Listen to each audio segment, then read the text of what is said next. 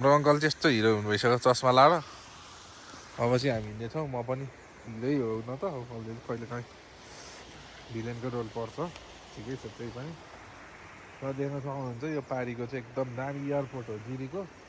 अब अहिले चाहिँ प्लेन उड्दैन गाईले घाँस खान्छन् यो एयरपोर्टमा अब चाहिँ प्लेन उड्छ कि योभन्दा अगाडिसम्म चाहिँ गाईले घाँस खाइराखेको छ नि गाई चाहिँ कहाँनिर छन् भने यहाँ देखाइदिन्छु म तपाईँहरूलाई विश्वास नलाग्ला यो चाहिँ गाई भइहाल्यो होइन अब यहाँ चाहिँ अब एयरपोर्टको रनवे चाहिँ त्यहाँ माथि यो पोस्ट छ यो यहीँनिर हो पहिलाको र अहिले चाहिँ खासै केही प्लेन उड्दैन यहाँबाट अब चाहिँ उड्छ कि भन्ने कुरो छ अरे गाईहरू चाहिँ यत्रो बिना छन् देखिहाल्नुभयो तपाईँहरूले अब हामी चाहिँ यहाँबाट हिँड्छौँ बाटोमा भेट्दै जान्छौँ त्यस्तै हो आजको मौसम चिसो छ घामसाम छैन बिजोग छ बाइकको एउटा सिङ पनि भाँचिहाल्यो सबैभन्दा समस्या